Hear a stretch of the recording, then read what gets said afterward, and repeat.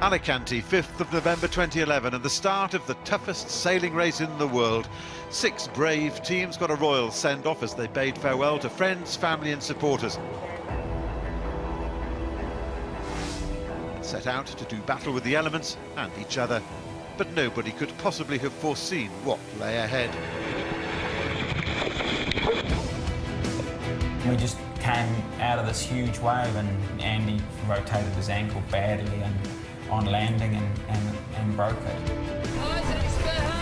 We came off the back of a wave, the boat fell, it was pretty much weightless feeder. Obviously all the rigging loads up when you do that, and something let go and there was a loud bang. The rig's bust in 2 places. Cape Town's a long way away right now. It felt like we'd just run into thick mud, you know, and at the same time, big shout from on deck, you know, check the bow, check the bow. Feels like we've got a lot of water on there.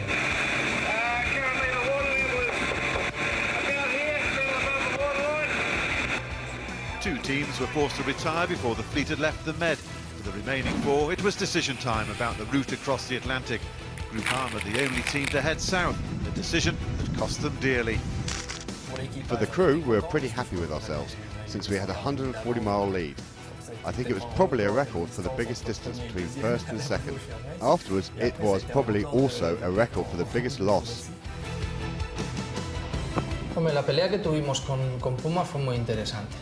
The battle with Puma was very interesting and plenty of fun, but it was also a great opportunity for us to find out more about our boat.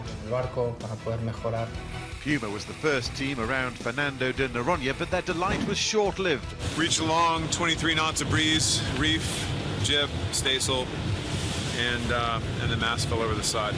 To say that we're disappointed would be the understatement of the century. Mike went forward, we surfed down a wave and he just got washed back.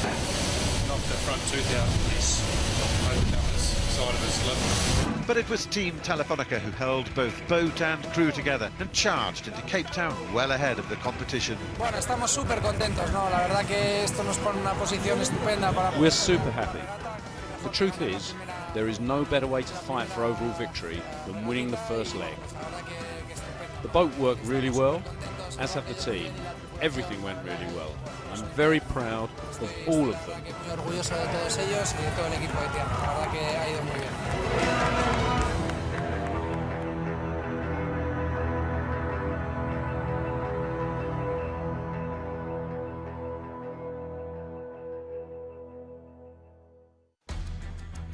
What a leg that was, and now welcome Molo to Cape Town and the V&A Waterfront import race set against the amazing backdrop of Table Mountain. The fleet now is intact and I'm joined here by Peter Lester. Great to see all 6 boats back ready to roll for this V&A Waterfront import race, and I think we could be in for a thriller. Certainly, it's great to welcome back the teams that had difficulty in leg 1 of the Volvo, but the 2 broken masts on Puma and Abu Dhabi, they have new masts in the boat, and of course a mammoth job by Sanya to get the bow repaired. Well, this is Cape Town, the famous World Cup Cape Town Stadium there, and this is the edge of Table Mountain looking south down along the 12 Apostles, and of course Cape Town has been welcoming round the world sailors since 1973, and the latest visitors are of course the 6 boats currently in the Volvo Ocean Race. It's quite one of those non-disappointing places to be. It's my first visit here and I've been absolutely stunned by the beauty of it as we circle again round Table Mountain and see this port revealed. Peter, it's been a thrill to be here. It certainly has, and the vista, the outlook around the bay is absolutely fantastic, and it's set up today with the beautiful sailing conditions. We're in for a ripper of an inshore race. What a view these guys would be getting here from Lion's Head, looking out over the bay. This is Table Bay, there is Table Mountain, and this is the current state of play in the Volvo Ocean Race 2011-2012. There we've got Team Telefonica leading by just 2 points over Camper with Emirates Team New Zealand, and then Groupama sailing team making up the only 3 boats that actually finished the leg. The others all arriving here on ships and now, of course, desperate for points. Mike Sanderson on the newly rebuilt Sanya. How are you feeling going into this one? Yeah, it's going to be an interesting old day. Obviously, you know, the priority for us is to make sure we're 100% ready for tomorrow. It's you know, it would be a tragedy to come out of today without a bowsprit or something. So we got to keep her in one piece and try and have a good solid race. Yeah, but Mike, you're talking about a conservative approach, but once the gun goes, it's never like that on the racetrack. You know, how do you control your emotions? You've had a horrendous couple of weeks, really. Yeah, we have, and it's you know, it's even just without getting too deep and meaningful, it's pretty special even to be out here now, boat in one piece. You know, the shore crew and the boat builders and stuff have done an amazing job to get the boat back in one piece. So we feel privileged to be here. You know, only a month ago we thought we were seriously in a good chance of having to ship the boat to Abu Dhabi. So just to be here and in the hunt, it'll be a lot of fun, Pete. Cheers, Mike. We wish you a lot of luck. Cheers, thank you. We'll need it. Chris Nicholson, it's blowing a bit out there today. What's the biggest challenge there? The bit of a shortage of crew? Shortage of crew, but also the breezes we've seen 10 knots and then we've seen 23 knots of wind. So going to be massive gear changes on board the boat to cope with that difference in breeze. So I'd say, you know, we're going to have the wrong sail up at times, and then at other times that it'll be perfect. So you know, you want to be flexible coming into this day. Now, Nico, going into the first mark, it could be all on, a downwind start. Bottom mark approach, what's the strategy at that first mark? You know, strategy for us is to keep it clean. You know, like if you're in there top three, you know, you're going to have more chances to fight it out for the lead at a later stage. It's keep your nose clean, do a nice rounding, settle down and get into the rhythm of the race, you know. Having said that, we'll push it in there, but we'll push it in there, keeping ourselves clean. Well, we wish you well and good luck. Thanks, Cheers, Nico. guys. Cheers. Ian Walker, we were listening to you earlier on today saying that you'll be giving it all in this import race, but there has to be some kind of balance. How are you going to approach it? Well, we just had a little bit of a chat amongst the crew on that. I think we're going to just race absolutely as hard as we can. But if we see a situation arise where kind of, you know, 50-50, should I stick my bow in there? Maybe we'll just take the conservative choice, which you might not do in another situation. But essentially, we'll be, you know, it's a perfect day out here, Martin. We've got 17.5 knots of wind, a little bit more, I think, to my left. So I think we're in for a treat. Yeah, you've got the new rig in the boat. How's it feeling? Well, it's still up, so that's good. The mast feels good. It's all measured in. It's actually half a kilo lighter than the other one. The rig tune's good. We've done 3 or 4 days sailing on it, so I think we're as confident in this one as we were prior to the start in Alicante. We wish you all the best, Ian. Good luck. Thanks a lot. Enjoy the race, everyone.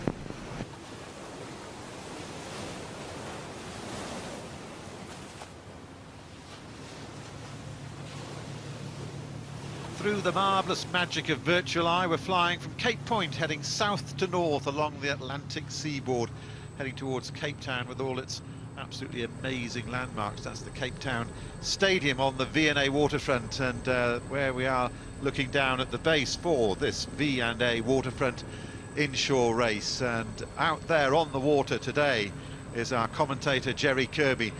Jerry, give us an idea of what you're looking at out there. There's great pressure everywhere on the race course right now, Martin, and you can see everyone's figured out what sail they're going to use for the start, which is a downwind start, and it's absolutely incredible visually, as Cape Town always is when the sun's out and the wind is in. What about wind speed, wind direction? I mean, we're seeing plenty of whitecaps and flogging sails out here on board Puma at the moment. Yeah, right now it's a southwesterly breeze. I don't have wind instruments with me, but it looks to be, you know, low 20s, so it should be a nice fast-paced race today. On board Abu Dhabi here with their new rig in there, and when it's blowing like this, there's got to be some concerns, Peter, because you've got to have faith, but you've got to have also some worries. Yeah, but they're racers, and they're out here to try and to win. And although Ian Walker is very conscious that he was going to be conservative, once they get racing, they're all racers. They want to win the race. The conditions are absolutely perfect. We're going to see these boats at their max, fully powered up. I think this will be a beauty, Martin. Jerry, when you're watching a race like this, how much are you wishing that you were back out there, or have you kind of got through that now? No, I think if you've ever raced a Volvo 70, you never get through that. This is, I definitely wish I was on a boat today. This is going to be a real slugfest. It'll be fun to watch. We talk about risk and reward. I mean, it's a pretty difficult equation, really, Jerry, in terms of how much you protect the boat, but how much you need to win to get the points. Yeah, it was funny. I talked to Kenny a little bit on the way down to the boat this morning, and he, you know, they lost a rig. It was a big setback. But once that gun goes, if there's a spare point on the table, I don't think they'll hold back. They're going to be flat out aggressive. You know, I think you're in a different position if you're one of the top 3 boats right now. But you can't be stupid. But once the gun goes, all these guys are top competitors. They'll be pushing as hard as they can. Okay, now here's the race course out for Cape Town for this V&A Waterfront Import race. Peter Lester, give us a little bit of a look around this. Well, a downwind start, and they'll roar out to Mark 1, and they've got a gate there. They come round, back to the start-finish area.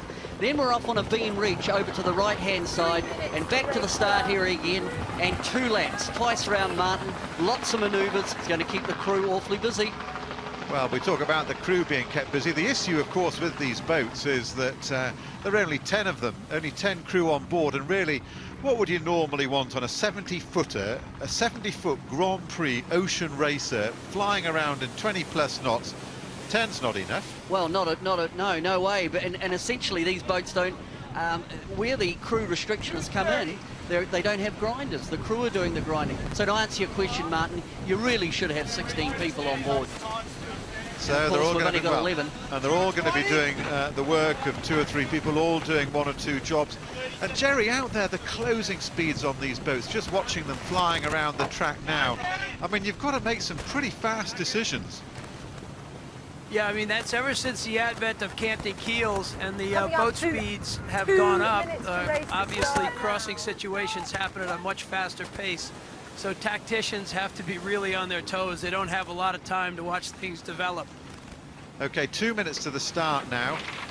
What can you see as developing as a tactic amongst these guys? Well, the start's big, and you know, getting off the line clean and with good pressure and clean air could be the telling moment. And I think the next big moment for me will be at Mark 1, where they'll have to get their Genicas off and get a clean Mark rounding. But look for plenty of action in this next minute and a half leading up to the start. And Jerry, you're looking at the line. What end do you like? Is there any bias on the line? There's a little bias. It looks like it may be pin end favored, but really, I think if you're a tactician right now, you're trying to figure out where you'll be on that final jibe into the bottom mark. So I think you're going to see a bit of jockeying for that pin end position. Okay, inside a minute now. Just very quickly, Jerry, the breeze, we're looking, when we were talking to Chris Nicholson before, he was talking about that it was up and down a bit, meaning sail selection later on could be vital. How solid is it, and how important is the sail changing going to be? I think we just might have lost Jerry momentarily then. Well, Martin, we're really into the last, coming up to the last 30 seconds.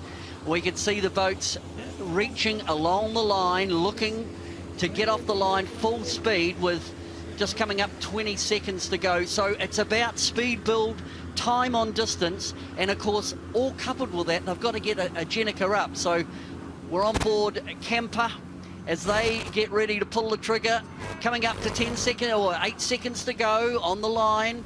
And we can see Group Armour to leeward of Camper. Nicholson brings bow down. Telefonica have got a beauty at that windward end. They've got their Genica already set. Puma with the red Genica. Camper trails Puma. Group Armour. The boats are actually down towards the leeward end here, are holding off putting their flying sails up. Now we can see hoists, but look at Telefonica. They are off. They are off. Jerry, are you back with us? Now we'll try and reconnect with Jerry, but look at the speed these boats are going away at already. This is, well, it's what we expected, isn't it? This is Yes, the breeze, it is. and these are just fantastic machines. Well, who gets the jump? Telefonica to windward, Puma just to leeward of Telefonica. Then we come back to Camper, Group Armour, down to leeward Sanya, and right down at the pin end here, we've got Abu Dhabi. Now, Abu Dhabi could be in a strong position there, Martin. They got clear air, and we could see a little bit of breeze developing just forward of Abu Dhabi, and if they can sneak into that, watch them, they'll shoot ahead. Look, Abu Dhabi's starting to accelerate with the yellow Jenica. Telefonica is flying up at that windward end. Look at Telefonica go. Well, they're all absolutely hurtling down here, and just enough in the foreground there's young Adam Khalif from the first Emirati sailor in the Volvo Ocean Race on board Abu Dhabi there, and what this must be like for him. I guess you have to kind of just, there've been all the nerves of the start, now they're settling into this race, but well, they're just absolutely hurtling down there. But what a jump from Telefonica. Yeah, it all looks good at the windward end at the moment, though. We can see Telefonica, Puma, Camper, they're in pressure up at that windward end. Now, the key will be how close are they to laying it through to the Mark 1, and then what's the manoeuvre at Mark 1. Right, great start by Telefonica. Well, that's a terrific start by but the man who is actually leading the Volvo Ocean Race overall at the moment. That's Andrew Cape there, the navigator on board Telefonica, and I mean, they're kind of trying to make amends, I guess, because they were dead last in their home port of Alicante, which was a terribly grim way to get their campaign underway. But now here we are, we've got Ike Martinez. He just, as you say, pulled the trigger coming off the line, and he's being countered by Puma. It was a wonderful start by Telefonica. Ike Martinez got a beautiful start, and now he has got a good lead, a couple of lengths over Puma. Jojo! They're flying down towards the first mark. What a backdrop, look at that. That's Devil's Peak on the left, Table Mountain, so aptly named. Got a bit of a tablecloth over it as we see our chopper going by, and here we are on board Puma. Ken Reid, well, we heard him say that you know, he was going to, for the first time in his life, actually confess to being quite cautious. Doesn't look like he's being very cautious at the moment. Well, good, plenty of pressure coming there. Look up behind Camper. We can see the white caps developing. Now, I think... Oh, Jerry, we got you back. Good man. Yeah, now. Okay, well, what do you make of this? We've just been awestruck. Oh, I tell you, that was a great move by Telefonica and Puma. You know, I was thinking that this starboard tack would have some advantage, but those guys just blew it away by hitting the line at full pace and taking a big puff and just splitting from everyone. Great start to the beginning of this race. Well, they must be getting close to a jive. Boats setting up for a jive now. Both boats short-handed, so Puma goes into their jive as Telefonica matches. Who's going to come out of this clean? Camper also jiving. Setting themselves up on the lay line to Mark 1. Ken Reid there urging the crew to get the Jenica on the new side. Well, we're watching the jive now on virtual eye, and we're seeing a 63-metre lead there to Telefonica. Jerry, how's the line that they're taking looking for these three boats at the lead heading towards that top mark, that first mark? They're going to lay that mark easily, and so it'll be Telefonica and Puma with a nice lead on the rest of the boats.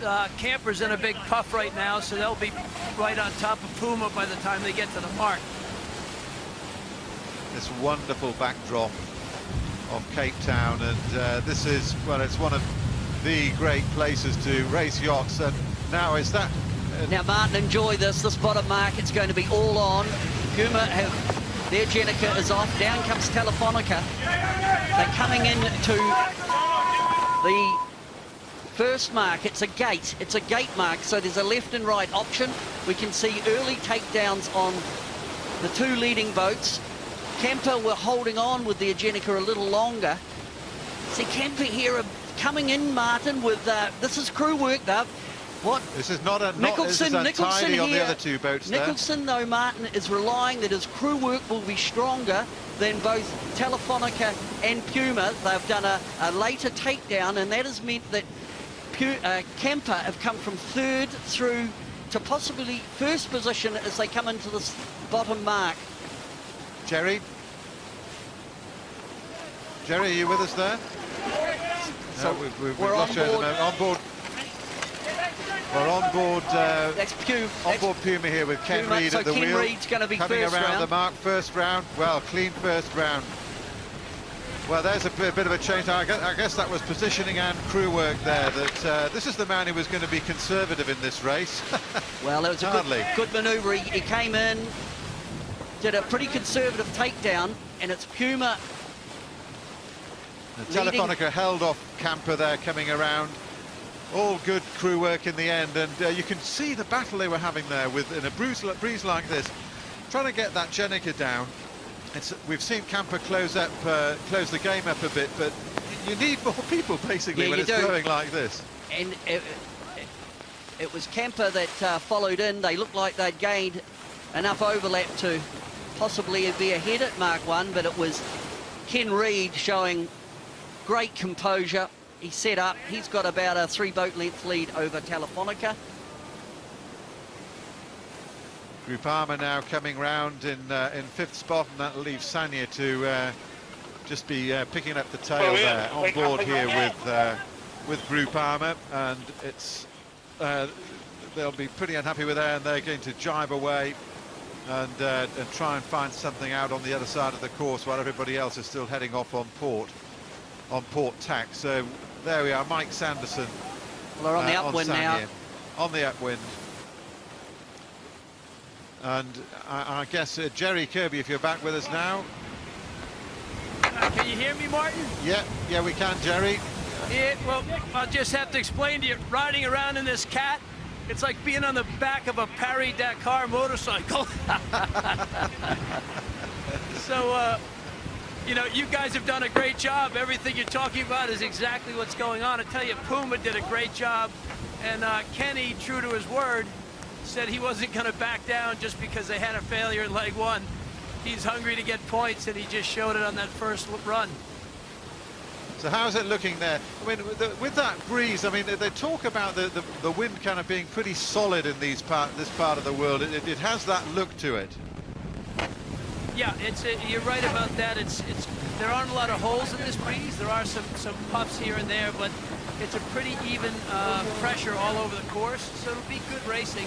You won't see somebody sail off and hit a big hole like they had in Alicante. So Jerry, looking up course, is it a true upwind? The downwind looked to be pretty square to the wind. Is this a true upwind for the boats? Yeah, it's a true upwind. You know, Groupama's split to the left, Puma's to the right. So we'll see. I mean, earlier when they were practicing this beat, a lot of the boats were working the left-hand side of the course. But right now, Puma and Telefonica are off on the right side, and it looks like the best pressure is on the right side. So. Okay, we were just looking on board Puma before, and you were talking about people working hard, and we could see the name Kirby on the back, which happens to be your boy Rome. What's he been telling you about how they coped on Puma with you know, the battle they had, losing the rig, and then having to, you know, get their spirits back up? You know, it's tough. They have high expectations, and that whole first leg, it was a great battle with Telefonica, and when the rig comes down, that's a gut check. You know, he is the nipper on the program. But I had dinner with Brad Jackson and Rhino in Rome last night. Brad's a veteran. You got a bunch of hard cases over there. They'll be fine. Well, looking at Rome now, is he just 22? Yeah, I think he just got out of diapers. Well, like you said before, Jerry, at least he's got the sense to be at the back of the boat instead of the front. Yeah, he's a smarter kid than his dad, but it's fun to watch. Okay, now we're back up with back on board with Ian Walker on. So now we're on. I'm just getting confused by this blurry picture I'm looking at the moment, which is the rear camera on board Telefonica. And this is a pretty good race for them, Pete. I mean, it is, Martin. And now the reason these boats are hanging on this group of 3 that are coming out to the right, it's a little bit longer on this tack than on port than starboard. as we look there Well, at Tony Ray on the main. Tony Ray on the main there. So Kemper are just thin on the hip of Telefonica, and Telefonica looked like they were very thin on the hip of Puma. And I would expect if once Puma decides to attack, I would look at probably Kemper coming in on the left-hand side. We can see there Stu Bannatyne looking, but it looks good for Puma as they punch out. Beautiful conditions. Well, Puma beautifully positioned, as you would expect from a cat like Puma. They positively pounced as they were coming around that first mark. Just were a little bit slicker, had a little slight in terms of crew work, dropping that Jenica and getting in there, and they just managed to sneak inside Telefonica, and now Ken Reid is really sort of accelerating away. Now we're on board with Abu Dhabi, looking at through the hatch, and this is the media man on Abu Dhabi, Nick Dana, who's giving us these shots, and you can just see how the confusion is down what do we there. got? We've got, you know, the Jenica down below. That's 500 square metres of sail, and it certainly fills up a lot of the cabin. And of course that sail probably needs to be packed at some stage. So we've got Abu Dhabi tacking upwind and to windward of Group Armagh, and then down to leeward of that through. This is the group that went on the left-hand side, and Sanya. So there's a bit of a split. There's a Abu Dhabi really put it right on the face of Group Armagh. So Ian Walker, who was talking about being conservative, well, he just really has put a classic covering move, a match racing move there on Frank Camas. Well, this is a big split here. This the way that this fleet has spread out across Table Bay. Jerry, what do you make of this split? Can you see from your vantage point who might be right and who might be wrong? Yeah, right now I'm at the weather mark, and it's been much stronger pressure on the side that Telefonica, Camper, and Puma have gone. And I think they'll have a safe lead going around, although at the moment Abu Dhabi and Groupama are slightly lifted. So it'll be interesting as they come together at the top mark, but right now it looks like the right side is paid off for the 3 lead boats. Well, Puma's certainly looking very, very nice here. Mamostro with Ken Reid at the helm. Guest on board there. What a thrill for these guys. We talk about this being, you know, the Formula One of racing. Well, who gets a ride with Michael Schumacher like these people are, or more current parlance, I guess Lewis Hamilton or Sebastian Vettel. This is the waterborne version of that, and they get to be in the thick of it here today. Tack coming up here, Martin, as Puma must be getting close to the ley line, the starboard ley line, so they tack. So Puma has tacked. That's the first tack of the second leg on the upwind. Telefonica, I thought Telefonica did a fabulous job, you know, of surviving thin on the hip of Puma. Now, where Telefonica attacking, they've just gone slightly beyond Puma and then tacked. That would indicate to me they're quite close to the starboard ley line to the top mark. Camper have actually had to dip. Do a little dip. So they're quite close to Telefonica.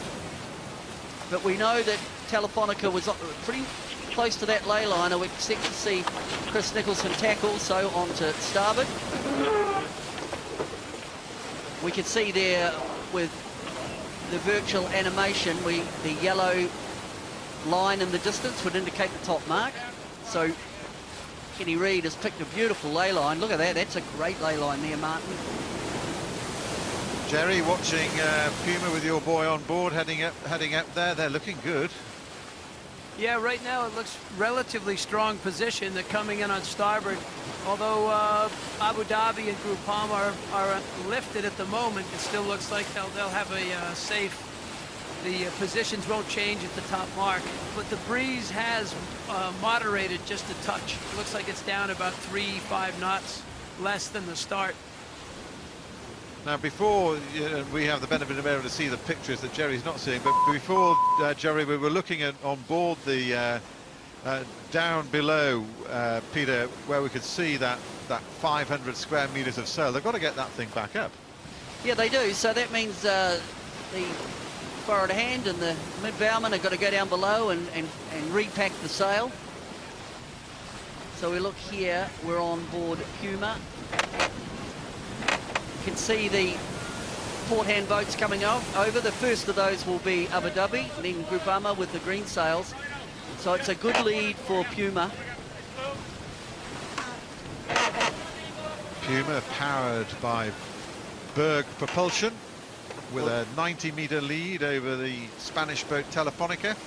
And there's that, courtesy of Virtual Eye, there's that that top mark. Jerry, they're all closing in pretty quickly on this one. Yeah, Puma's really in great shape. Telefonica, Groupama, it's very similar speeds, but you know, they'll have an exciting go at the rest of this race. It'll be interesting to see how everyone does. They have quite a bit of time to pack that downwind kite, but it's brutal. They're so short-handed. There's only one or two guys below working on it. Ken Reed at the wheel of Mamostro, swings it round. And this is all going to be just work, work, work for the crew. It's funny, isn't it? He did say, you know, that well, I guess the safest place to be, if you're trying to be safe, there's no safer place than being in front. A bit of action here, Martin, at Mark II. We could see it was Abu Dhabi, looked like they were dipping. Telefonica second at Mark II. And Abu Dhabi have done very nice work coming over from that left-hand side. They're right on the transom of Kampa. So Kampa will be third, followed by Abu Dhabi and then Sanya. Well, the split paid off certainly there for Abu Dhabi. They were trailing by quite a while, and they've really come back in on Azam, the Arabic name for the boat, means determined. Well, they were determined to do a lot better, and they certainly have done that. They've really closed it up, those boats that went out on the port tack from the bottom mark. It looked like it paid quite nicely. So certainly for Abu Dhabi, they got right back into Kampa. Well, the game's closed up again. All 6 boats now around that top mark, and now the game did close up then, because there was a big gap there. Now they're heading off now on this 2-sail reach, a blast reach over to the 3rd mark. So they don't need the flying sails or the downwind sails. It's really pretty well a 2-sail reach, where they just come around the mark and ease the Genoa, ease the mainsail out. But it's all Puma. Good lead, very comfortable lead for Kenny Reed, and we put that one down, Martin. I thought bottom mark, they got it spot on. He got the ley line right. They did quite a conservative takedown, but more importantly, they had the angle right to that mark, to the first mark. Some very canny sailing on Puma there, Jerry. Yeah, you know, it all comes down to that start. It was very, both Telefonica, I mean, they all had the same idea, Camper. But Telefonica got off the line quickest, but Puma did a nice job getting inside on that jibe and then having a much better drop and takedown. Big square tops on these mainsails. Huge rigs, huge power, and this is where it's really being, the power is really being concentrated here with Puma, with Ken Reed. Enjoying a lead in this V&A Waterfront import race. Obviously, you know, desperate to get into some points after the disappointment of having to withdraw from leg 1. I think for this leg, and then they'll come around the mark and then go back to the start finishing lining area. 2-sail reach, Martin. It's actually probably 2 of the easier legs. Well, I'll be taking in a we few will have deep some more breaths of that because downwind stuff to come, which. Great shot there of the keel, that amazing keel on the Volvo 70. It's swung out there to something like 40 degrees it can cant out to. And there's 5.5 tons on the end of that bulb, giving it that amazing righting moment and a speed. On board with Telefonica, Ike Martinez at the wheel. Great conditions, absolutely perfect. Well, it was certainly a lovely start by Telefonica. That first mark, it was Puma who did a better jibe and a lovely takedown to take the lead from Telefonica. Well, we saw gains and losses on the beat. what would be the tactic now, Jerry, do you think, on this downwind? I mean, the overtaking opportunities maybe? Well, on this reach, there won't be many opportunities to pass. The next opportunity to pass a boat will be in that downwind leg. And as you can see, Groupama, Abu Dhabi, they got a nice lift on the left-hand side. They had a little less pressure, but they were able to get back into the leaders by going on the left-hand side of the course. So you may see some opportunities for passing on that next beat up. Great shot. We've just been looking at the most amazing aerial shot of Puma, powered by Berg Propulsion, just setting off on that downwind. The foredeck crew working furiously to try and get the Jenica up, and this is going to be a lot about crew work now. Well, this part of the race, Martin, is probably really a little bit like follow their leader, but once they go around this the next mark, which will be Mark 4, I think we'll see a bit of action going down to Mark 5. But as they head across, we've got Camper coming round the mark. But you can, and it was Abu Dhabi, they'll be next, Groupama, and then Sanya. What we call a soldier's course, element of that in these two sail reaches, but it's the downwind that we're waiting for. So while they're doing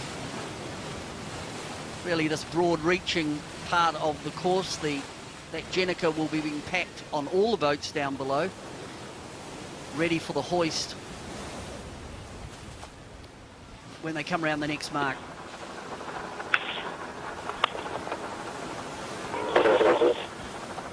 We're watching the V&A Waterfront import race in the Volvo Ocean Race on the eve of the second leg.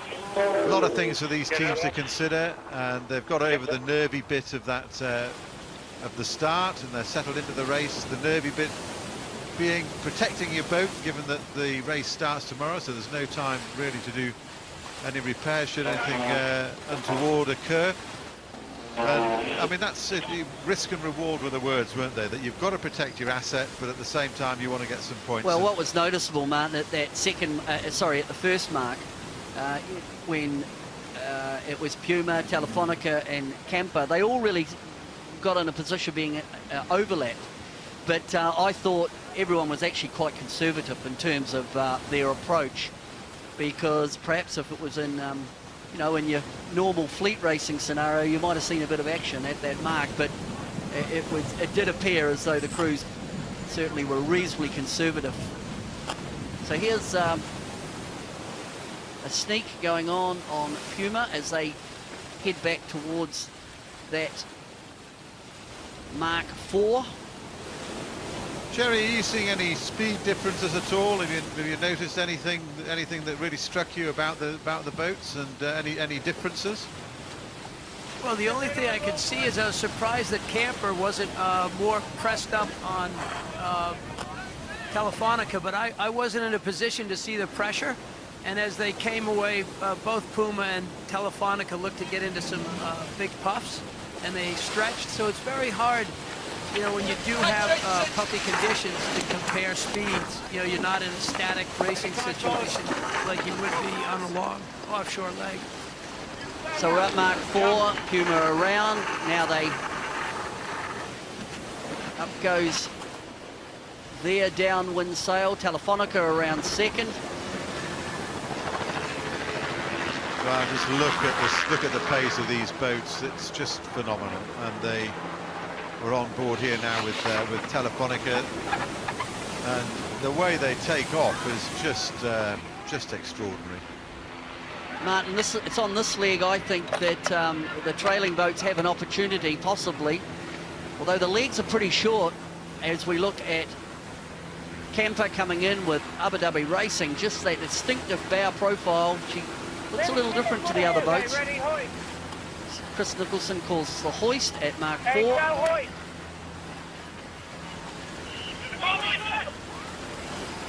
Yeah, Martin and Peter, there's a big philosophical difference in sails going up. We've got Puma with a code 3. They had a beautiful set, but they're ripping off reaching. Telefonica's just now gotten their kite up, and it took quite a few minutes. And they got the A4. Everyone else is going back with their soft sails, but Puma's chosen to go with the A3. Well, sailing much hotter angles. Yeah, I can see that, Jerry, and it'll be interesting to see how this one develops. We can see there that Camper have actually jibed away as Groupama go for a soft sail as well. Along with, we can see Abu Dhabi Racing have also gone back to their Jenica. Well, this could be crucial, because it certainly in Alicante it was crucial that Abu Dhabi, who won that race, if I remember rightly, they were very canny with the way with their sail selection, and it won them the race. Certainly managing your inventory. Oh, there's a red flag there on the back of Sanya, so something's gone on there. As we look on Sanya as they put up their Jenica. Out there. I'm not quite sure what that's all about, but see the red flag there, Martin, on the back. I don't know if it's a battle flag. Well, it could be a China. It could be a China flag, but yeah. certainly They are flying a China flag. That's perhaps what I picked up. Okay, now are we seeing any change here in as a result of the different options on the sail? Well, a soft sail that Telefonica have got on over a reaching sail, when we can see there is Telefonica have got right back into this. They're almost bow to bow. Well, we're looking at virtual saying that the lead has changed. Yeah, but there is a difference in the sail philosophy. We heard Jerry saying that Puma have gone with a reaching type sail. We can see there, and it's soft. It's quiet there where they are. There's not much wind. So, Jerry, it looks like this is paying dividends for Telefonica over Puma. Yeah, I mean, Puma took a chance. They had a nice clean set, got the sail out quickly. The drawback is they have to sail a hotter angle. And right now, Telefonica and Camper. Well, I think we just lost Jerry there, the bipping noise, but I guess this is But there's a game change again here, Martin. Yeah. With Telefonica, we can see they've got their Jenica on, they've got a staysail in underneath, so they've put on all the sail area they can. But also, interestingly, we're looking at the track here, and we were watching the tracking of the two yachts of Telefonica, who are sailing a lot higher than the camper boat, which was making a more direct approach towards the bottom mark. But they've still got a jibe to get in there, Martin. Yeah. There's a one and in, a jibe and into the bottom mark, and now Telefonica into their jibe. It brings the bow down. Let's look for it. Well, I think we're going to see fairly soon that this has been a huge gain for Telefonica over Ken Reed on Puma. Yeah, well, I wonder where Camper are going to sit in this. Jerry, what are you seeing in terms of pressure here? It's gone quite a bit softer, and so the right now the A4 soft sail is a better choice. You can sail deeper. I think I'm up halfway up the leg, where with Senya right now, I think they have dropped back to third by the time they get to the bottom mark. It does have that look to it. We're on board looking across to Telefonica, who've now rocketed into the lead, and they've got a lot more pace. Look at that. They certainly have. Fly. They have, and they've left their Genoa hoisted. It is eased, but it's giving them a bit of grunt. But it's Telefonica who have picked this leg from Mark 4 down to Mark 5. They've picked it beautifully to regain the lead. Well, they're sailing the socks off on now, board. What they're doing now, Martin, they're just setting up for the bottom mark, because this is probably one of the bigger moments in this inshore race. Setting up, they need a clean bottom mark takedown. A lot of chatter going on the boat. What are you seeing there, Jerry? Out? No, Jerry's. Well, it's certainly a big change on this leg of the course. As we, this is where the opportunity was, and it's Telefonica who have got into the lead. And when we were looking at virtually, it looked like Camper have also got round Puma. So down comes the Downwind sail on Telefonica. This is the lack of manpower really telling when they're trying to get that, those 500 square meters of sail into the boat as cleanly as possible. Boy, it's a lot. Oh, it's just an enormous sail for that number of people. So we're on the second lap, Martin. We've got 2 laps. And it's Telefonica. So this is lots of shouting. Nico Martini's just urging his crew to get that Jenica below.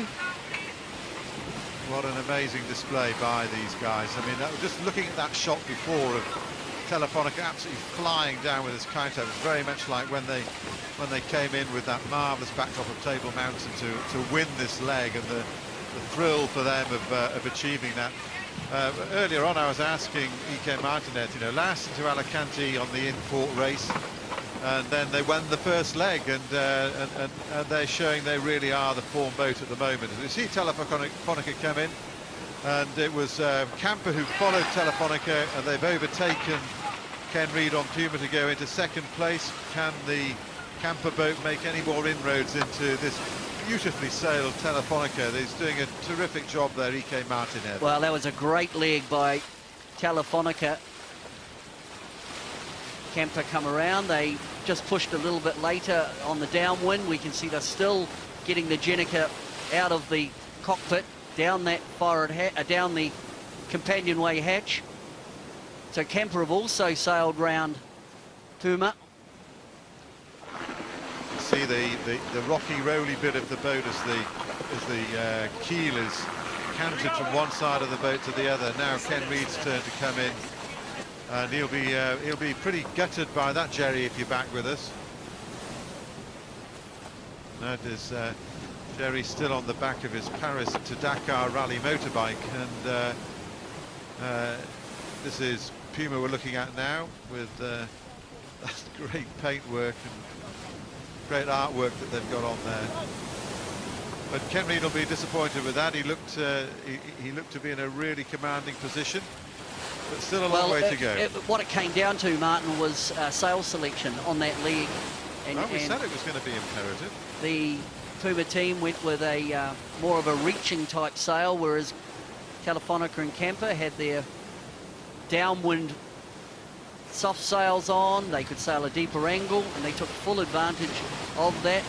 Abu Dhabi. Well, I guess also it was significant. I mean, it wasn't just. I mean, it was the sail selection compounded by the fact that where he was on the racecourse, it also went light. Yeah, it was a little less pressure, which, in terms he was sailing with more of a heavy wind sail, and he was also on the lighter side of the course. So, the difference in speed there, because we were looking at Telefonica at the same. We're doing 22, 23 knots, and Kenny Reid was just down to like 18, and all he could see was Camper and Telefonica just eating up his lead, spitting it out, and just chasing past them. But what it shows you, because these boats are so high performance, they are the world's fastest, monohull boats. Yeah. And if you're slightly out of whack with your tune or sail selection, the differences in distance are absolutely huge, and I think that was illustrated on that leg. Sure was, and Kenny will be kicking himself over that one. On board now with Group Armour, and they're still slightly struggling to hit their straps here. I think, what do you think of what you see? I mean, the boats, there's a sort of evenness. Do you feel that there's between the top 5 boats? I think they are very even, and of that top 5 boats, the one that looks different is actually, I think, Abu Dhabi Racing. She has different sectional shape in the bow, and she looks different, but certainly the 1K boats and look very, very similar. On board now with Sanier, they're trailing the fleet at the moment. This is the one of the boats that we're into the 3rd generation of these boats with the other 5, but this is the 2nd one. It's had a bit of a revamp. Well, it's had more than a revamp because it's had a complete new bow as well, after hitting something somewhere in the med and having to pull out. Great rebuild job they've done to be back on here, and Mike Sanders was saying he had great faith in the boat, but they were kind of hoping to do well in these imports, but when, you know, they'd be better off it was a bit light and fluky, but when it's blowing like this, then this is really showing the pedigree of the third generation boat speed. Well, it's probably a miracle that they're even out here, to be honest, given what, a week ago there was a flaming great hole in the, you know, where they cut out the section of the bow where the boat had hit something. I was talking to him this week, and he said that bow section, when they looked at it, he described it as being like a scene from Pirates of the Caribbean, and also looked like it had a torpedo through it. Yeah. And if they could have seen the outside of the boat, they'd have probably been jumping in the life rafts rather than trying to limp into shore. But limping they did. They're in the race, and that's the most important thing. Well, it's amazing that they're here. And so we go back up to the business end with Telefonica, Kemper, Puma. Bit of a replay of what they did on the first time they came on the upwind. Coming over towards quite a long port. Did appear as though there was a little bit of skew in the course, and it was a longer port than starboard. But Telefonica, it's a little bit lighter also, Martin. Yeah. Now that would be the reciprocal of the downwind. Remember on the downwind, the left-hand side looked a bit light. Well, on the upwind, the left. Kemper have actually tacked away. Telefonica continue to extend. It does look a lot lighter there, doesn't it?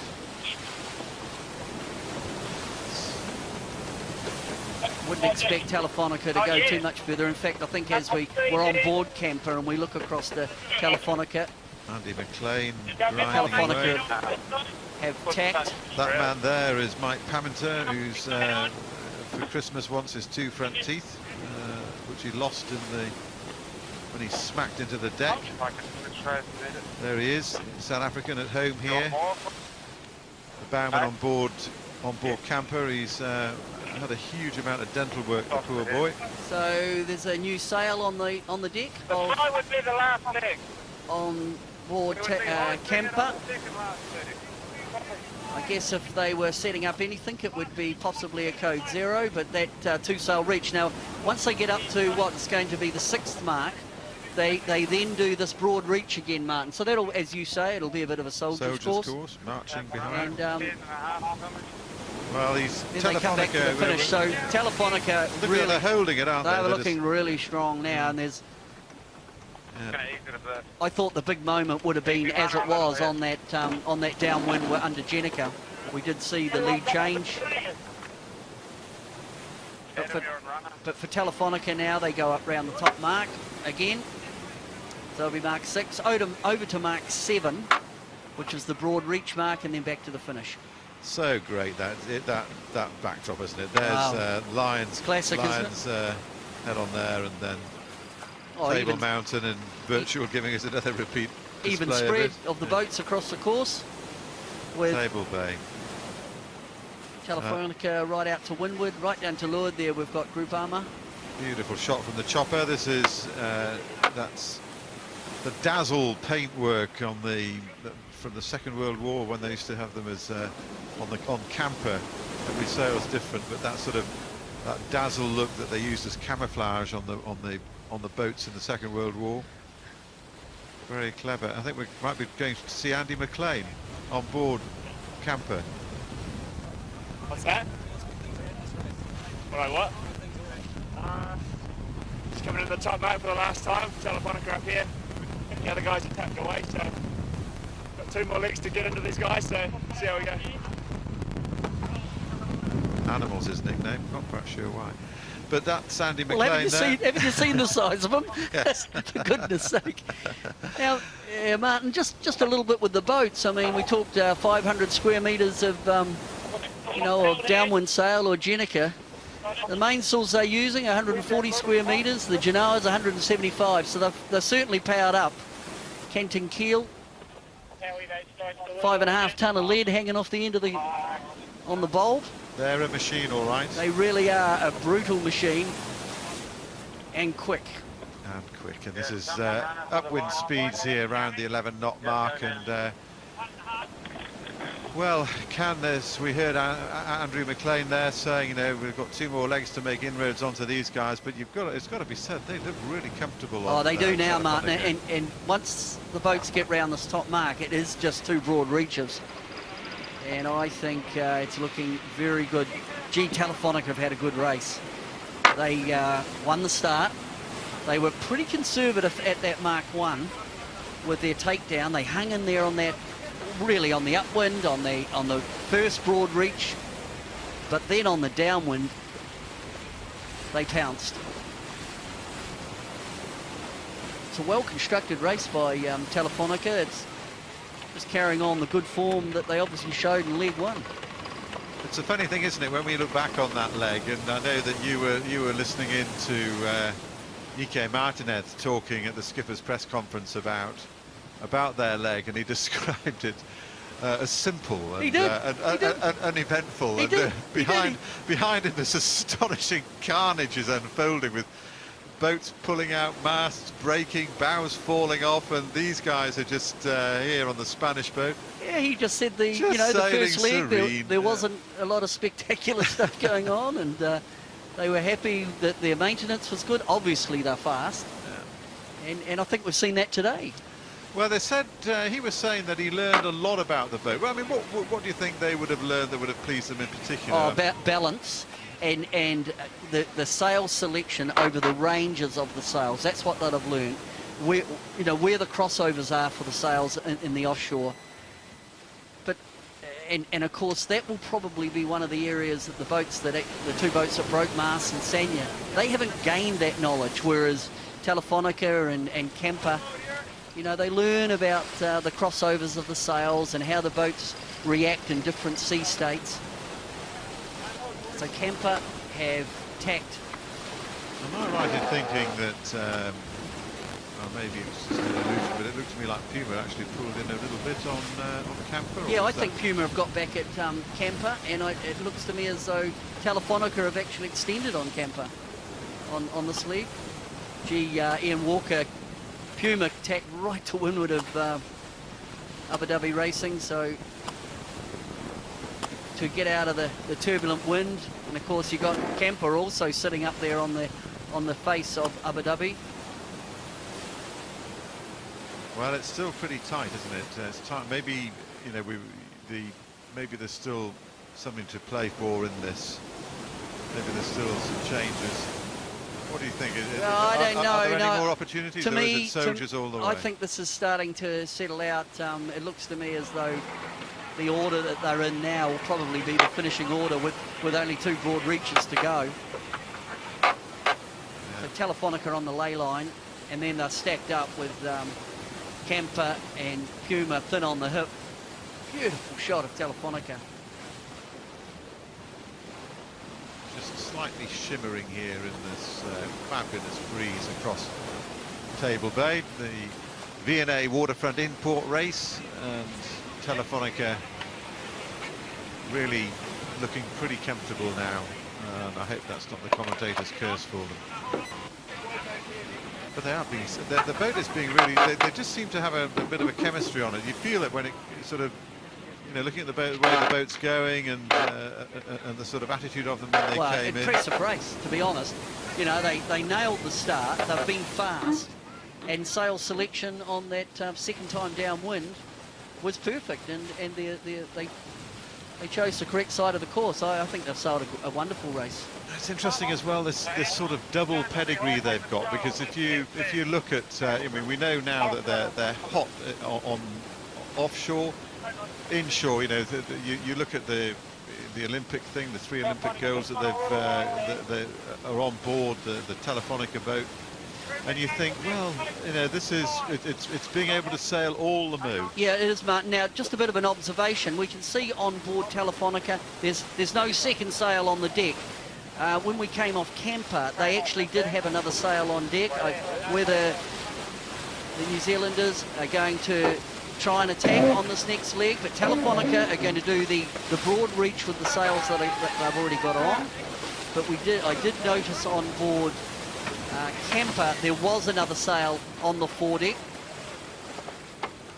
but it's a solid lead for Telefonica. That's a good lead. They've extended. I don't know if you recorded the delta at Mark 5, but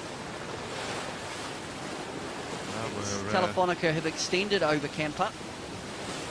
But there is another sail on the deck there, so is Chris Nicholson going to have a go here, or is he happy with second. Consolidating his position, because if I've got my numbers right here, then this is the top of the leaderboard is going to remain the same. Telefonica followed by Camper as per the overall lead at the moment. It was 2 points. It'll stretch out a little in Telefonica's favour. I think that, you know, the importance of these import races is, you know, this is why they're throwing things at it, because well, at the end it could be all about this. By the time they get back to Europe in what, May or June, these inshore points, if you accumulate them all, actually could be a big deal. So they are important races. 32 seconds there, the Abu Dhabi. The gain of Telefonica over Camper. Abu Dhabi.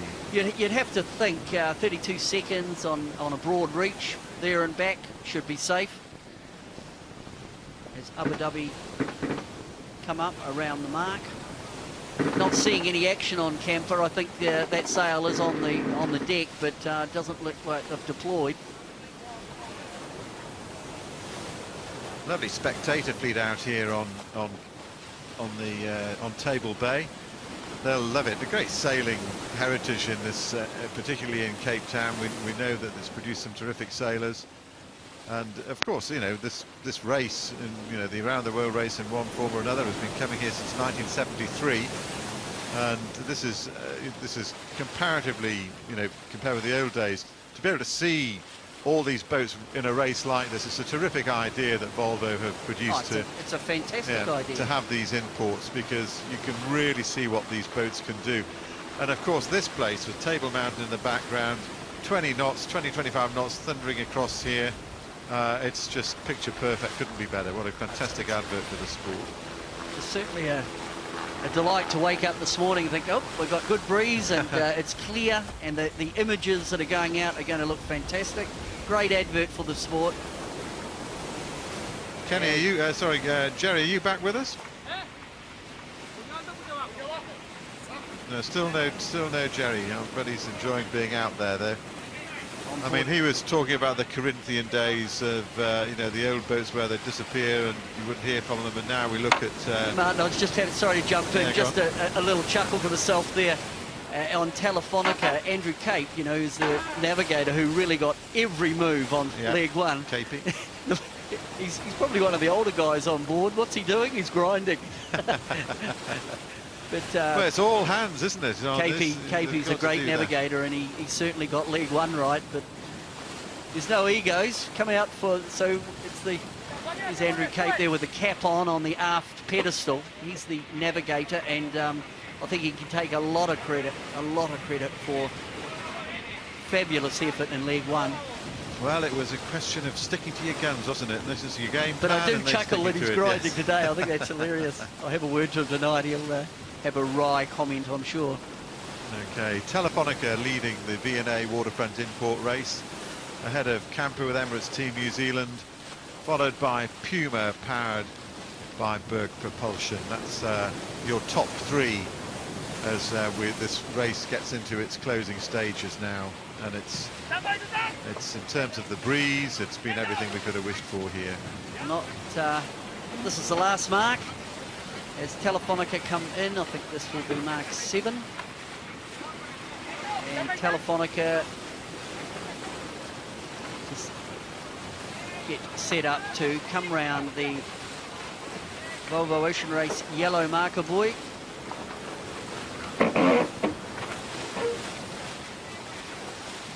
So Telefonica is tack complete as they now head back towards the finish. And that's a solid lead. I wonder how much they've learned out of all the other Telefonicas. I mean, you know, the information, the experience is handed down from boat to boat. Long time Spanish commitment to this through Telefonica, paying dividends. Yes, and very well run. Pedro Campos, team leader. I mean, Pedro's done America's Cup. He's obviously running these Volvo campaigns, and very much a Spanish flavour. Great sailors. As Camper now come up, and Camper have actually hoisted like a reaching sail. We'll just watch this one develop. So Kemper come around the mark. We can see there's a code 0 being hoisted as Puma have come at Kemper.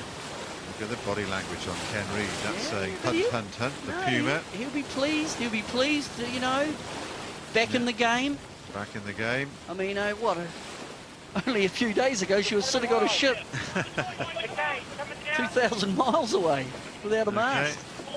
Here they are pushing for second place.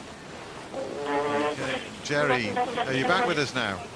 Can you hear me now? We can indeed. Now that's pretty interesting. Puma catching up a fair bit on Camper. Yeah, Camper. They've got a. I see Camper's deployed a furling sail, so it's going to be interesting to see how they go on this leg. It's not over till it's over, and obviously Puma's going to push hard. Yeah, it looks like Camper might have deployed a code 0, and Groupama have also got a sail on a foil furled up there, so they'll deploy, so they'll be code 0s. Just would indicate that the wind has come a little bit aft and got a little bit lighter. And yeah, that's correct, Peter.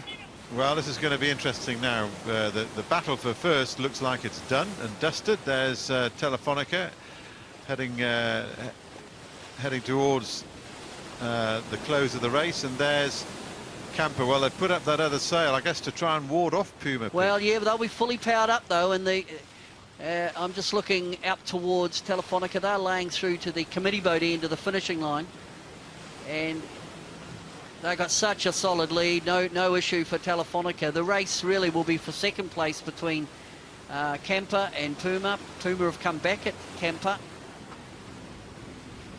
Sail selection again will be. What does it look like, Jerry? Is the code 0 working out?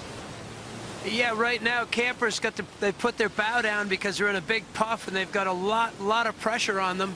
The question is they'll have to furl that thing up to get to the line at some point.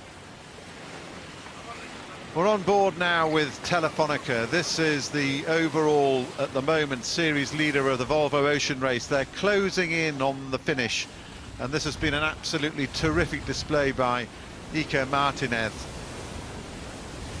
Last in Alicante, and there's the cheering going up for first in the V&A Waterfront import race. And you can understand, fantastic race by Telefonica, and they haven't put a foot wrong. Great start, surrendered the lead briefly, got it back, and have never let it go since. Terrific performance here from Iker Martinez and his Spanish boat. Telefonica take out the V&A Waterfront import race here in Cape Town in Table Bay. Yeah, Martin, Shabby and Ika, those two are like bonded at the hip, both with that 2011 ISAF Sailor of the Year award. They're showing that this is normal procedure for them. Second place now, Camper with Emirates Team New Zealand, and they charge across the line, hotly pursued by Ken Reid on Puma, powered by Berg Propulsion. And there's Camper, that huge bow wave coming off as they come across the line. Second place sewn up for the team that is currently running second in the Volvo Ocean Race overall. So some satisfaction there. Couldn't quite get up onto the top of the podium, but it's another podium place for Camper and Emirates Team New Zealand. I guess there'll be some disappointment, but it would be very measured on board Puma, you know, having had the lead. Oh, I think, yeah, but Puma have shown enough. Obviously, they're fast. And, yeah, they did have the lead, but they just were pretty conservative on that second downwind under Jenica. They didn't quite get the same sails on as the other boats. But, Martin, more importantly, Puma showed that they're a fast boat. The new master success as Groupama comes over the line.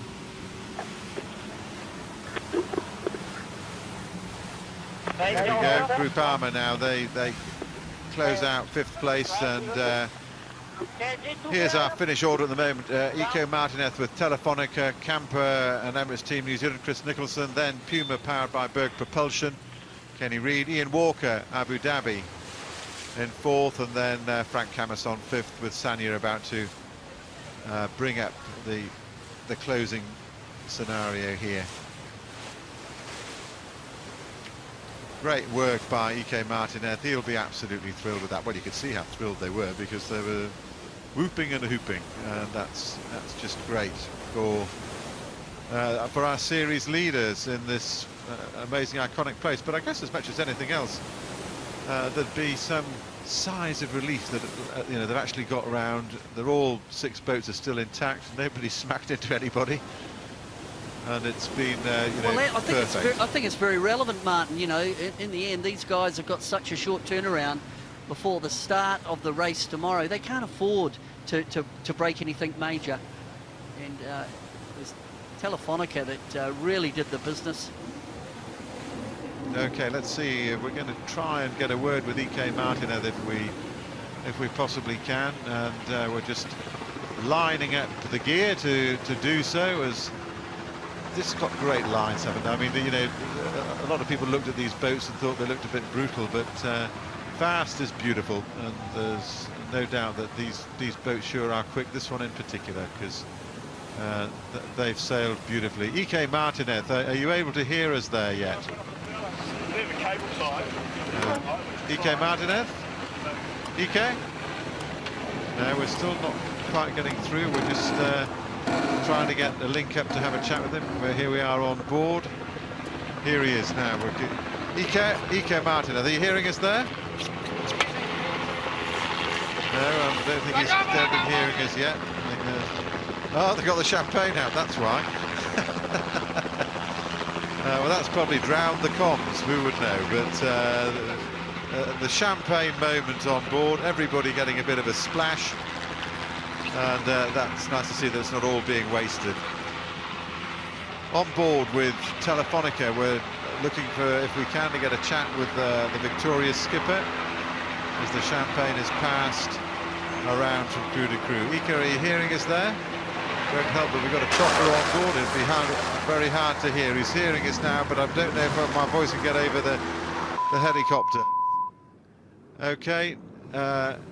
No luck there at the moment. Let's see if we can maybe go to Chris Nicholson on board Camper with Emma's Team New Zealand. Nico, are you hearing us? Yeah, I can hear you. Well, congratulations. Second spot, sorry, with the helicopter there. How does second spot suit you? Yeah, second spot's good. Unfortunately for us, we had the wrong boat win the race, so that puts us a little further behind the lead on points. But, you know, like same deal as finishing League One. We're pretty happy with the points for second. You know, like the start cost us, because after the start I thought we had a pretty nice march on through the fleet. So had my hat off to all the guys on board today. Crew work-wise, it was really nice work. We had some high pressure manoeuvres, and they come through really nicely. Now, with this sort of inshore racing, you were presumably quite relieved as well that you've come through unscathed. Yeah, absolutely. You know, like literally as soon as we hit the dock, we'll be focusing on offshore. So the switch is flicked. We're going offshore now up to Abu Dhabi. So I'm actually really looking forward to this offshore leg to. You know, I think this boat and this team has enormous potential, and we'll have a chance to prove it. Did you learn anything from today, do you think? Start a little better than what we did. You know, like it's all. You know, we said before, it's all the simple stuff, and you know, we had great communication on board, and you know, like we're close. We're very, very close, but that's what separates the good from the bad in the end, and you know, we're going to keep chipping away. Good luck, and thanks for talking to us, Nico, and enjoy your one more sleep, if you like, before it starts offshore. Yeah, no problem at all. Cheers. Chris Nicholson there, and I think we're going to try and switch across to Kenny Reid. Ken, are you hearing us? Yeah, I got you, yeah. Ken Reid, well, it's a podium. You're still on the podium. I imagine that having got there, you feel a bit sick though about losing the lead that you built up so well. Yeah, we blew our kite up at that leeward mark, so we couldn't use our asymmetric on that second run, and we had to take a bit of a chance because of it, because we knew we were going to be a bit off the pace, and it didn't work. So a bit unlucky there, but you know, just good to be racing again, I think. So Ken, the positives though, looked like you had, you know, your new mast, the boat looked very nice, you had good speed upwind.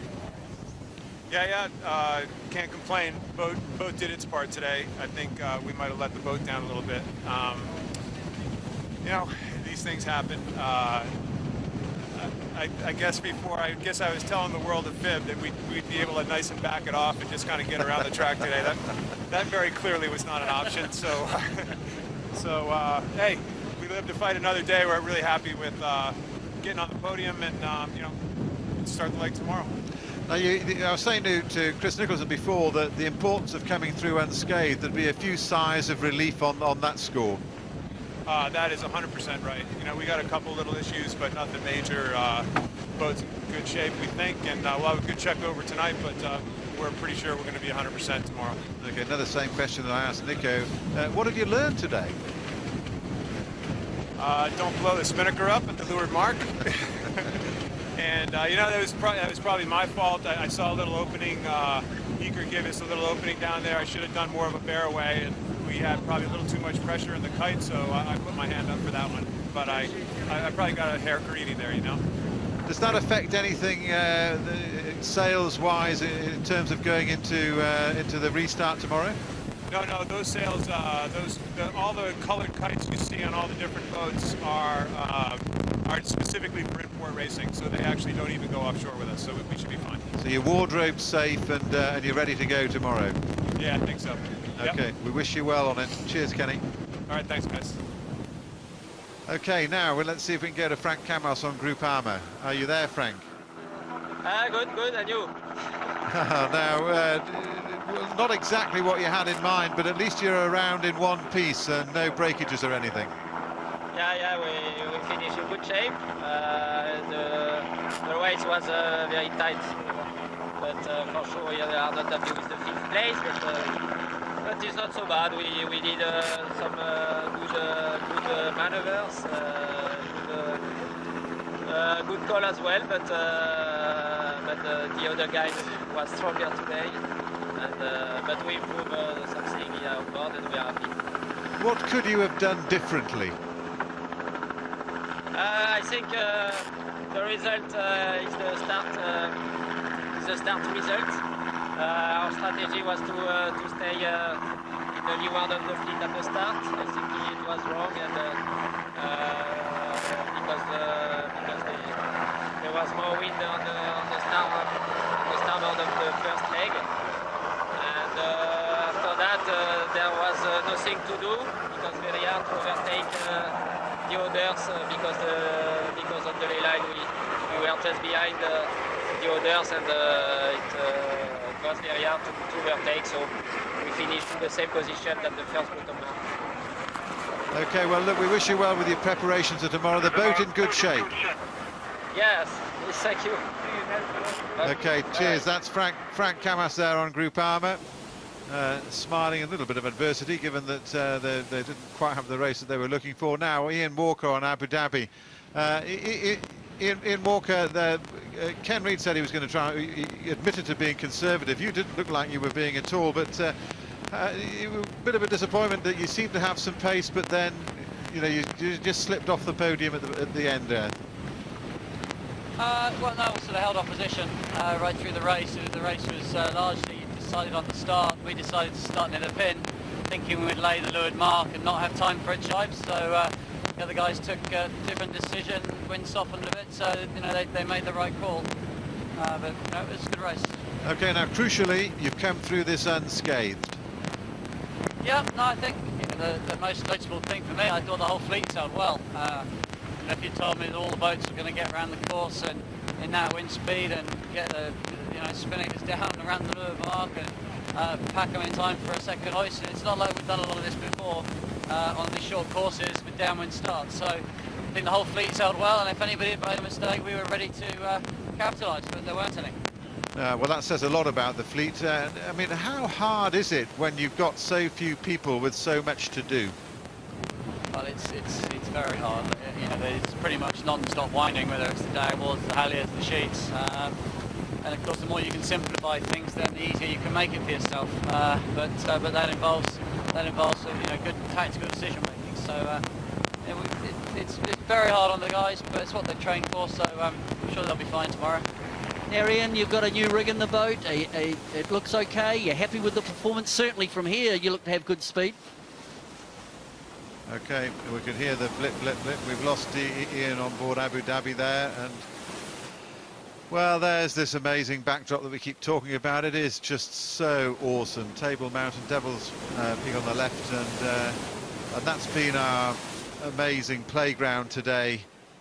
Here on Table Bay, and this is the V&A Waterfront Import Race results. Ike Martinez driving Telefonica into the lead, taking all 6 points. Chris Nicholson, camper with Emirates Team New Zealand, second, gets the 5 points, and Ken Reid significantly on the scoreboard again with those 4 incredibly valuable points for them, and a podium position as well to enjoy some champagne. Abu Dhabi Ocean Racing, and then Groupama and Sanya. So this is the overall standings now, and Team Telefonica increased their lead by just the 1 point, but look how close it is still up at the top between Team Telefonica and Camper with Emirates Team New Zealand. Groupama sailing team, well, they're still solidly in third because of course those other boats still paying so hard for having lost out on the first leg of this Volvo Ocean Race.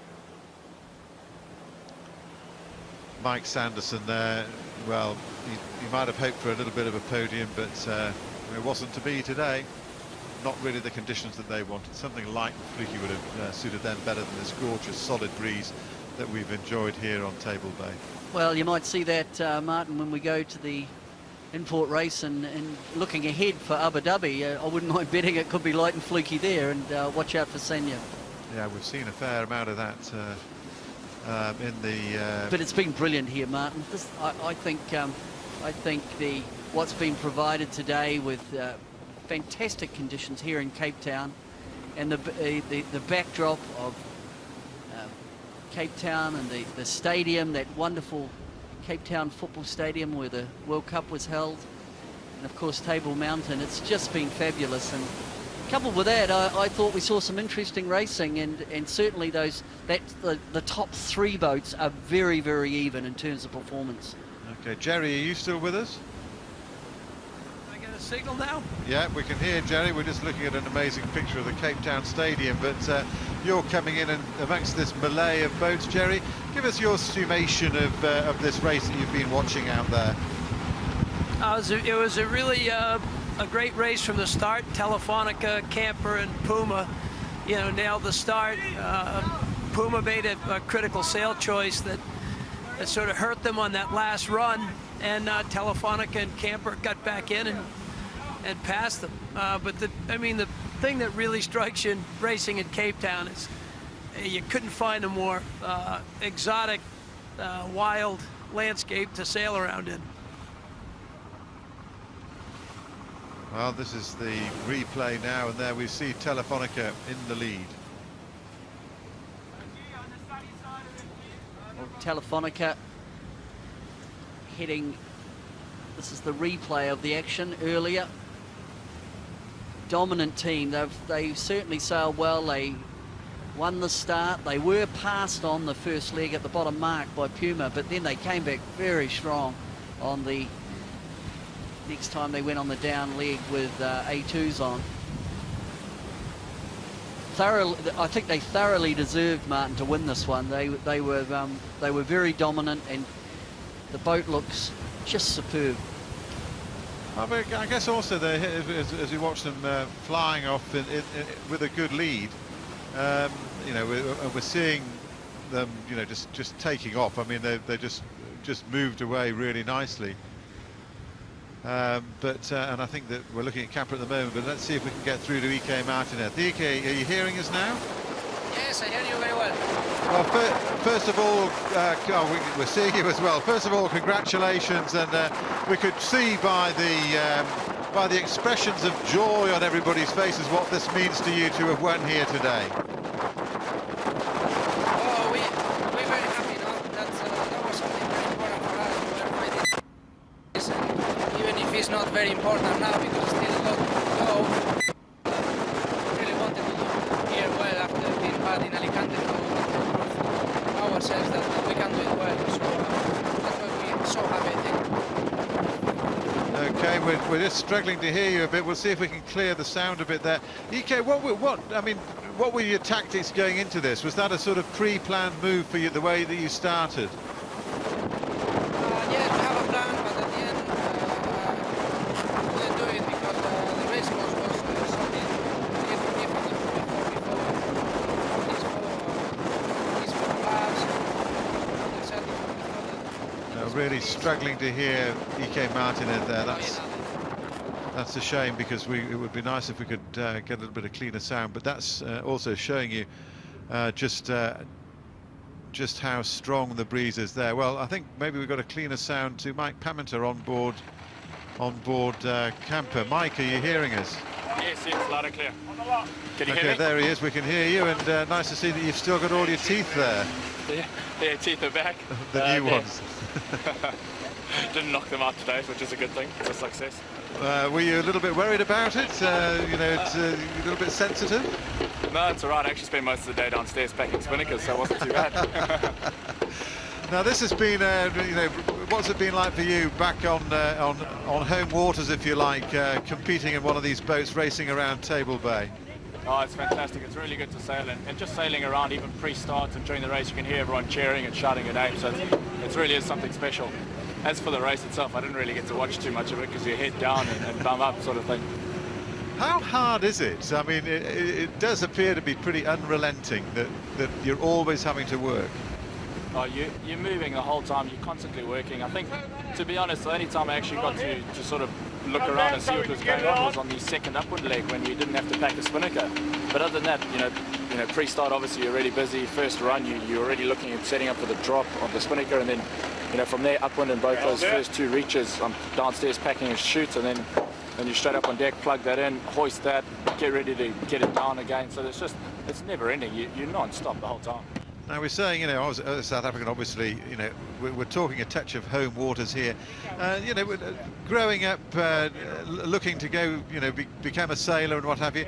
What does it mean to you now to be in a place like this, and racing in a race like this? Sorry, Martin, can you just repeat that question? Yeah, I'm just thinking of you being, again, sailing in home waters, and what it must feel like for you, having, looked to have a sailing career, and here you are doing it. I mean, how does it feel for you?